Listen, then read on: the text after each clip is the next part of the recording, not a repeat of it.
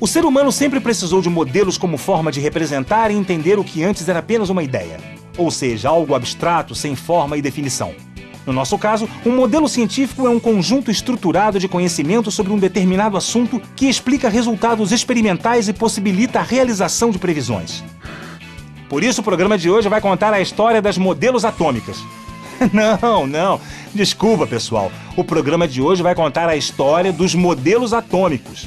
Se bem que um programa sobre as modelos mais bonitas, Naomi Campbell, Cindy Crawford, Kate Moss, Gisele Bündchen, não seria nada mal. Bom, o fato é que o nosso episódio não vai falar de nenhuma Gisele nem Naomi. Vamos falar de Dalton, Thomson, Rutherford e Bohr.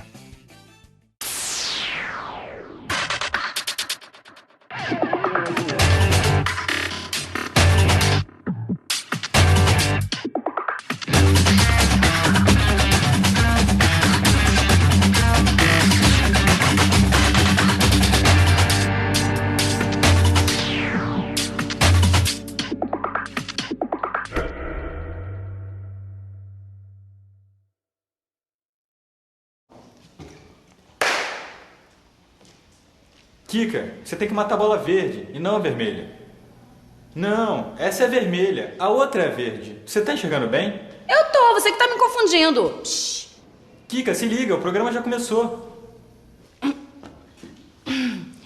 Um dos primeiros modelos atômicos da história recente surgiu em 1808. O responsável por esse modelo foi o químico, meteorologista e físico inglês John Dalton. Por sinal, Dalton não enxergava nada bem. Ele confundia um pouco as cores. Durante muito tempo, Dalton se dedicou ao estudo da sua doença sem chegar a grandes conclusões. Em compensação, popularizou o distúrbio da troca de cores, que em sua homenagem ficou conhecido como daltonismo. Mas antes de entrarmos no modelo atômico de Dalton, vamos entender a origem de uma palavra muito importante para o nosso programa de hoje: átomo. A palavra átomo nos remete à Grécia Antiga.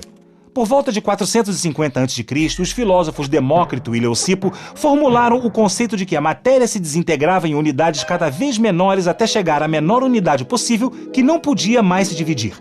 A essas partículas indivisíveis deram o nome de átomo. A, não, e tomo, partícula. De acordo com o modelo construído por John Dalton, o átomo era uma minúscula esfera maciça e impenetrável, indestrutível, indivisível e sem carga, ou seja, neutro. Para Dalton, os átomos de um determinado elemento são diferentes dos átomos de outro elemento e o que os diferencia são os seus pesos relativos, ou seja, átomos de diferentes elementos possuem massas diferentes. O modelo atômico de Dalton ficou conhecido como bola de bilhar, uma analogia à bola de sinuca. Apesar de suas limitações, o modelo atômico de Dalton foi um passo importante na elaboração de futuros modelos. Quase um século depois de Dalton, em 1904, o cientista britânico Joseph John Thomson, J.J. Thomson para os íntimos, realizou uma experiência utilizando uma ampola feita de vidro ou quartzo chamada de ampola de Crookes. A ampola funciona da seguinte maneira. Dentro se faz o vácuo. Ela contém duas placas metálicas que, quando são ligadas a uma fonte de alta tensão, estabelecem um fluxo de cargas elétricas. São os chamados raios catódicos. Thomson fez meticulosas medições interferindo na trajetória dos raios através de campos elétrico e magnético controlados. Através dessas medições, Thomson concluiu que os raios catódicos eram, na verdade, um feixe de partículas carregadas negativamente e que possuíam massa, isso é, eram corpusculares. Thomson concluiu que essas partículas negativas deveriam fazer parte de qualquer átomo. Posteriormente, os corpúsculos receberam o nome de elétrons. É por isso que Thomson é conhecido como o pai dos elétrons. Não é mesmo, Kika?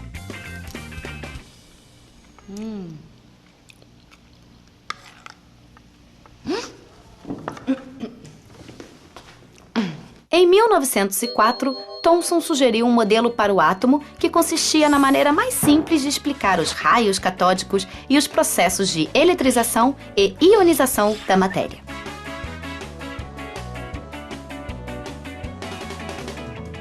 O modelo de Thomson foi denominado pudim de passas, onde a massa do pudim é esférica e de carga positiva e as passas são os elétrons de carga negativa. Na verdade, o modelo do pudim de passas tinha todas as fatias. Eu vou aproveitar e comer mais umazinha. Vamos voltar 10 anos no tempo para falar de um físico brilhante que cruzou o caminho de Thomson. Seu nome era Ernest Rutherford. De origem neozelandesa, Rutherford havia se destacado nos estudos. Tanto é que em 1894, depois de se graduar em matemática e física, recebeu uma bolsa para fazer uma pós-graduação na Universidade de Cambridge, na Inglaterra, onde passou a ser orientado por Thomson. No entanto, antes de se aprofundar no modelo do pudim de passas, Rutherford concluiu sua pós-graduação e recebeu um convite para lecionar na Universidade McGill, em Montreal, no Canadá. Foi professor da instituição por 9 anos, antes de retornar em 1907 para a Inglaterra, mais precisamente para a Universidade de Manchester. Rutherford se tornou um professor muito popular e amado por seus discípulos. E ele sabia escolher seus alunos e colocá-los para trabalhar como poucos na história conseguiram. Não é à toa que nada mais, nada menos que 10 de seus alunos receberam o Prêmio Nobel. Em 1908, Rutherford analisava o modelo atômico de Thomson e se indagava se a matéria seria densa ou cheia de espaços vazios. Por conta disso, ele propôs um desafio a 2 de seus melhores alunos, Hans Geiger e Ernest Marsden. O desafio consistia no seguinte: Geiger e Marsden deveriam bombardear uma finíssima lâmina de ouro com partículas alfa de carga positiva emitidas pelo elemento químico polônio e depois medir o espalhamento dessas partículas. Rutherford notou que a maioria das partículas alfa atravessava a lâmina de ouro sem sofrer desvios, porém pouquíssimas partículas alfa sofreram grandes desvios. Assim, ele verificou que o átomo possuía espaços vazios, ou seja, ele não era mais maciço como Dalton e Thomson acreditavam. Rutherford concluiu também que deveria haver uma pequena parte do átomo com carga positiva, visto que uma pequena quantidade das partículas alfa de carga positiva sofreu grandes desvios. Portanto, essa pequena parte do átomo carregada positivamente, ou seja, que repelia as partículas alfa, só poderia ser o seu núcleo.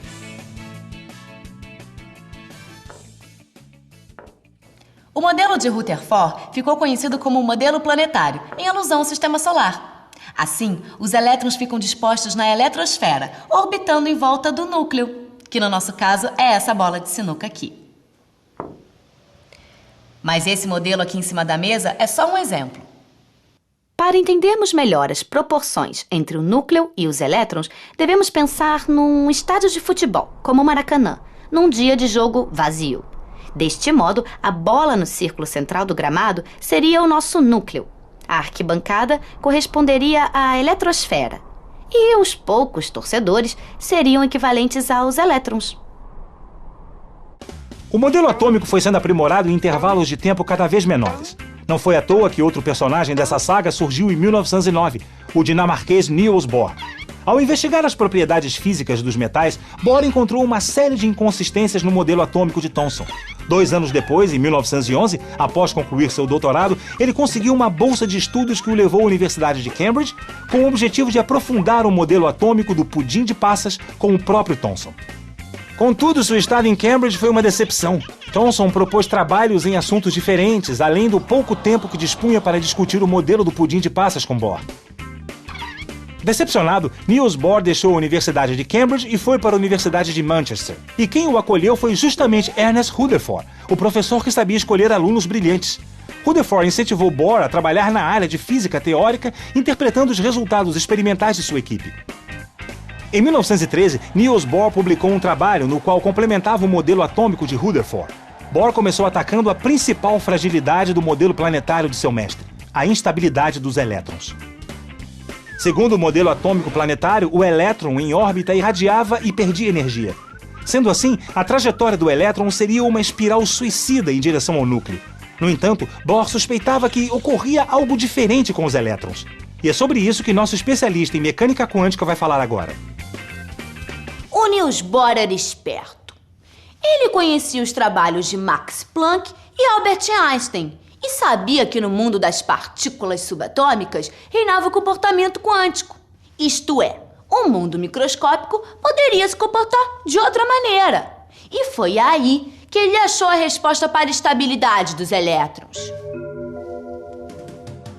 Planck propôs que a matéria não emitia radiação de modo contínuo, mas que ela liberava discretos feixes de energia chamados de quantum. Logo, Bohr pensou que os elétrons ao redor do núcleo possuíam menos energia que os elétrons mais afastados. Isso porque o elétron mais próximo do núcleo é mais atraído por ele do que um elétron distante. Esse raciocínio levou Bohr a concluir que deveriam existir camadas ou níveis de energia. A partir do átomo de hidrogênio, que é o mais simples, porque possui apenas um elétron, Bohr deu a sua contribuição ao modelo atômico de Rutherford. É sobre isso que o nosso especialista de verdade, agora é sério, hein, pessoal, vai falar. E ele criou um modelo que permitisse ao elétron estar em determinadas órbitas e em movimento sem perder energia espontaneamente. À medida que você se afasta do núcleo, os níveis começam a ter um volume cada vez maior. E o modelo começa a assumir uma conformação matemática. E o instrumento em matemática são os números. Então vão surgir os números quânticos, que vão quantizar essa energia do elétron. Esse número quântico associado ao nível, definido por Bohr, é chamado número quântico principal. Tá? E varia de 1 a 7. E é através desse número quântico a gente vai precisar a quantidade máxima de elétrons em cada nível. Tem certas fontes de energia que, absorvidas pelo elétron, promovem ele a um nível mais externo. E é claro, se ele perde essa energia, ele volta para um nível mais interno. Então foi Bohr que permitiu que tal modelo pudesse ser propagado com base teórica, que vai criar as bases do que a gente chama de uma física ou de uma mecânica quântica. O modelo atômico moderno tem como base a mecânica quântica. O cientista austríaco Schrödinger deu uma contribuição muito importante ao publicar um trabalho no ano de 1926, no qual apresentou a equação de onda de matéria, mais conhecida como equação de Schrödinger. Para ficar mais claro, aqui vale uma comparação. A equação de Schrödinger está para a mecânica quântica e o mundo microscópico, assim como a segunda lei de Newton ou as equações de Maxwell estão para a física clássica e o mundo macroscópico. A equação de Schrödinger é aplicada com sucesso na explicação de todos os experimentos que não envolvem condições relativistas, isto é, velocidades próximas da luz. Hoje vimos que ao longo do tempo, os modelos atômicos foram se aperfeiçoando. Desde os gregos, passando por Dalton, Thomson, Rutherford, Bohr, Schrödinger e a mecânica quântica, muita água já rolou. Bom, agora que você já entendeu a história dos modelos atômicos, eu vou voltar pro meu joguinho, porque ainda falta muito para eu entender de sinuca e poder jogar contra os meninos.